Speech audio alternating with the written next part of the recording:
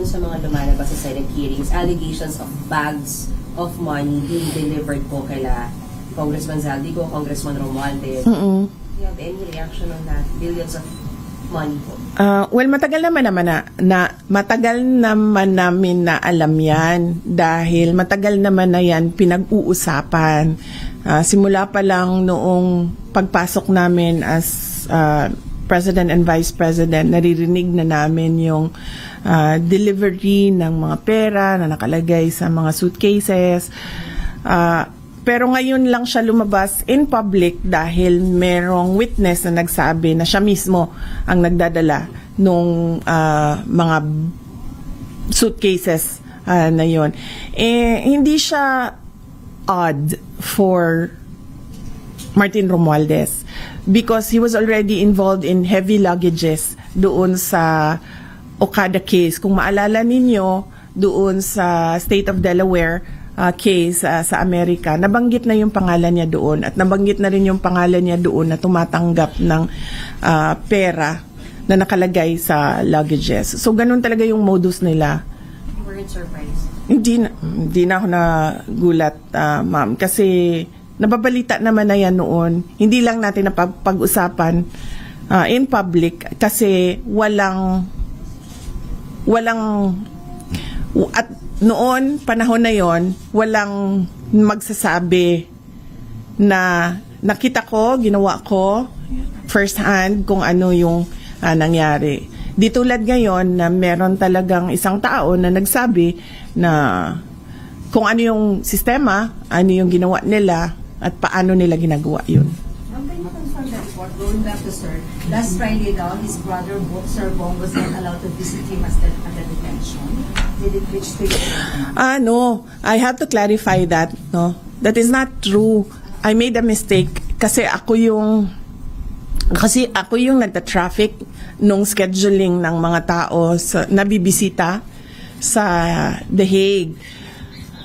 Noong merong pinasa sa akin na listahan ng schedule, akala ko yun na yung final confirmed schedule. Hindi nakasali doon yung Friday nakaraan na schedule. Akala ko hindi nakasali yung Friday. In fact, nandoon na siya sa The Hague, yung kapatid ni dating Pangulong Rodrigo Duterte, precisely for that visit. Pero hindi ko nabantayan sa bagong listahan na wala yung Friday doon. So ako ang nagkamali doon sa hindi niya pagbisita noong Friday. Ma'am, your comment on the resignation of Mayor Magalong ng ICC? Ayaw mag-comment huwag na lang, sir, no comment. I'm sorry, balik ko lang. Matagal nyo na kung alam yung modus sa di umano'y pangingikbak sa flood control? Hindi lang sa flood control, ma'am, pati sa sa illegal gambling. Tumatanggap sila. So, si Martin Romualdez. So, hindi lang siya sa flood control. Baka kasi yung tao na nagtrabaho ng basura, flood control yung pera na tinatransport nila. Pero marami pang iba pang mga sources ng corruption na dinideliver. Ma'am, may we know po yung source ng information that they are receiving? Yung mga ayoko sabihin kasi tatanggalin nila. Pag sinabi ko, tatanggalin nila yung tao. Wala na tayong... From his office? Pero hindi po ba... Oh, yes. From his office? Pa dapat lumabas ngayon para makasuhan sila? Ayaw lumabas ng mga tao eh. Dati pa naman kami nagsasabi na na magsalita kayo. Takot lahat kasi magsalita ngayon dahil syempre aabot yun until the office of the president. Diba? So, walang nagsasalita. Pero pag sinabi ko kasi kung sino at anong klaseng personnel, maano nila kung sino yung nagsasabi doon sa loob. But from the office of Congressman Romualdez po yan? Oh yes. Ito din yung mga tao na nagsasabi sa akin na na aatake sila sa confidential funds. Ito din yung reason kung bakit hindi na namin ginamit yung confidential funds on the third and fourth quarter third and fourth quarter noong 2023 kasi sinabihan na kami na pinagmimitingan sa loob. But do you think the government is still stable? No. Ma'am. No. Our institutions are clearly abused. They are used for personal gain. They are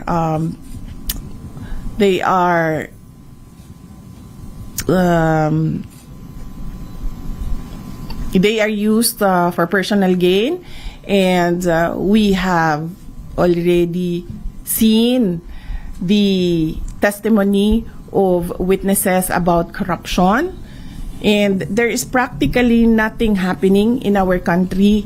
Ilang ulit ko na yan sinasabi noon na tigilan yung politika, tigilan yung pansariling pag-una ng pansariling interes kasi walang nangyayari sa ating bansa.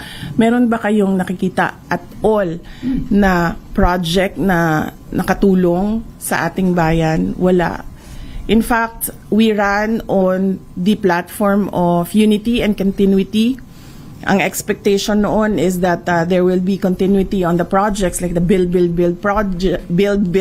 projects of the former administration at yung mga iba pa na nasimulan ni dating Pangulong Rodrigo Duterte, pero wala naman tayong nakita. Last question. Ang hindi serve as an instrument lang sina Congressman Romualdez. Hanggang ano pa ako dito? Hanggang alauna pa ako dito, JC. Ay, sir. Hindi nag-serve as an instrument sina Congressman Romualdez at may kumpasito ni President Bongbong Marcos. Example na lang, noong budget, example na lang ng budget natin. Yung budget natin, ang huling pumipirma dyan, ang Pangulo. Para siya maging batas, para yan ma-operationalize, para natin ma-implement yung batas na yan, kailangan yan ng pirma ng Pangulo. The fact na nagpirmahan sila ng budget na may mga blanco, ibig sabihin, hindi nila binasa or pinabayaan nila na merong mga ganon na blanco. Ma'am, you mentioned na hindi stable ang gobyerno. Sa tingin nyo, kumusta ang moral ng mga sundalos na may mga nagkukwento naman sa inyo na mababa ang moral nila? Hindi ko alam. Hindi ako makapagsalita sa moral ng mga sundalo. Siguro mabuti ba ang word na magsalita patungkol sa moral is sila na mismo ang magsabi. May info kayo na si former Senator Trillanes, isa daw doon sa allegedly na pumasok sa ICC. Merong mga sinabi na ganon, pero hindi ko siya ma-confirm kasi hindi kami nakakakuha ng information sa loob ng detention unit. Nalaman ko na lang yung welfare check kasi dahil sa report na binigay sa Office of the President.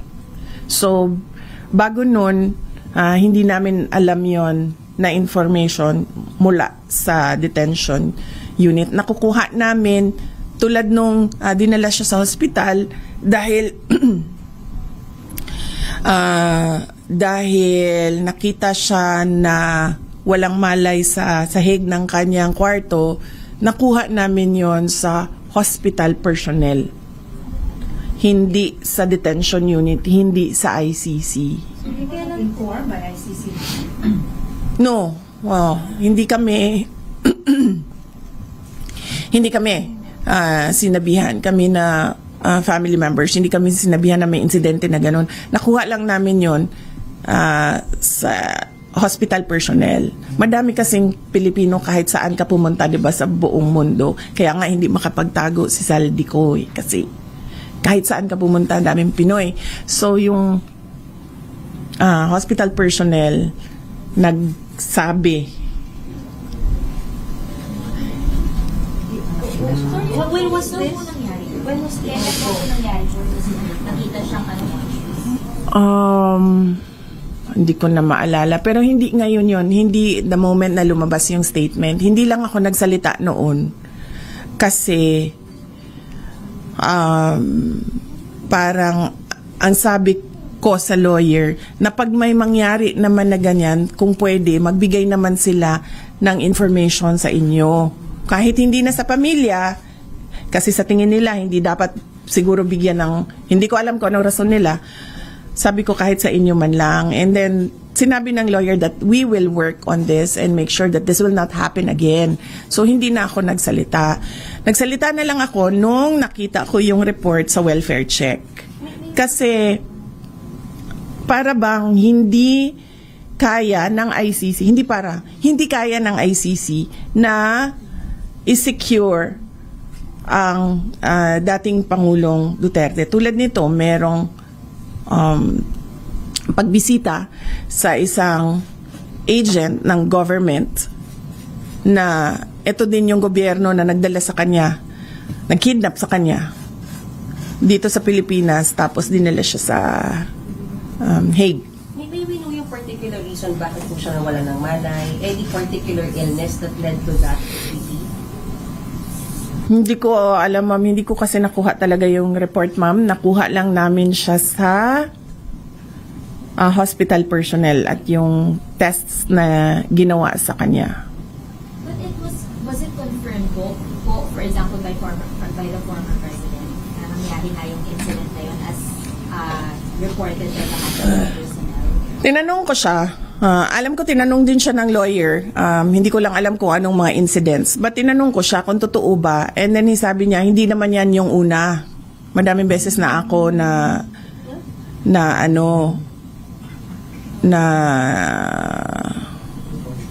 may ganyan. Natumba was his term. And isn't it alarming? Yes, it's very alarming. That is why I released a statement stating that clearly the ICC do not have full control of the safety and security of the former president, because I believe, and the way I see it, he needs 24-hour caregiver, bedside care. So, yan din yung sinasabi ko sa kanila. Keeping him in without a trial date, without a date for confirmation of charges, it's just plain cruelty ba? Pinapahirapan nila yung tao. Nakadetain siya ng para ba siyang kinulong ng hindi siya na-convict. Kaya sinasabi ko doon sa statement na for humanitarian purposes, they should give or they should allow the interim release of former President Duterte. Anyway, wala namang plano yung tao na lumayas. Nakita naman natin sa behavior ni dating Pangulong Duterte noon, hindi naman siya nagtitreten ng witnesses or ng mga complainants. And wala naman siyang balak bumalik as mayor ng Davao City, because sinasabi nga niya, wala naman ako doon, and that would be an injustice to the Davaoenos na meron silang mayor na wala doon.